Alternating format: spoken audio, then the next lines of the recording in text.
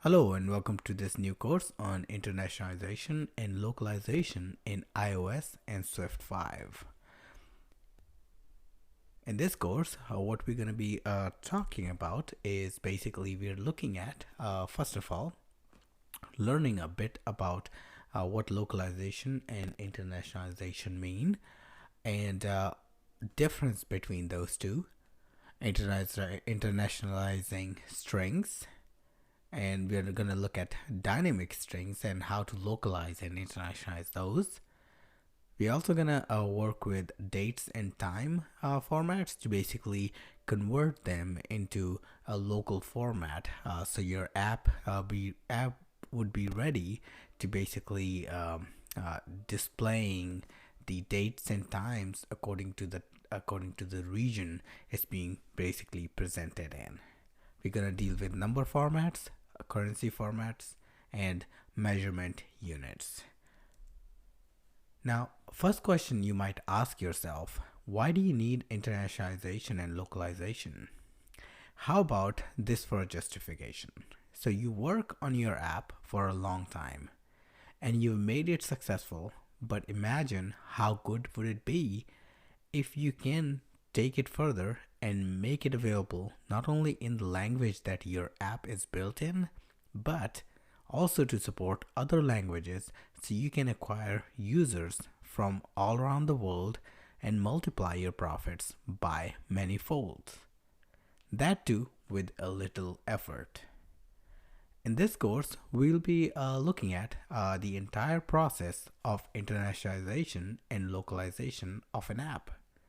We will be looking at various different examples where we'll be formatting dates and times and measurements along with text to match proper format according to different locales.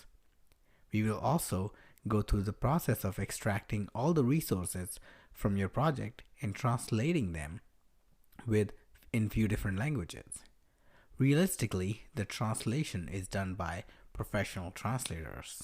But for this course and for the demo purposes, we'll be using Google Translate and we'll be taking its help to convert our English text into different languages. Internationalizing information and resources widens your consumer base and it provides you an opportunity to expand in an unexplored territory. Support for more than single region can provide a significant growth opportunity. Numbers show that as of 2019, there are 1.4 billion users worldwide just for iPhone, and only 101 million are in United States. More than 70% of users are coming from other places in the world, and many of them, or more than half of them actually, basically don't speak English as their primary language. So you can imagine the revenue that you're losing by not capturing that market. And that revenue can be yours by applying these simple techniques to basically make your app available in their local format to them.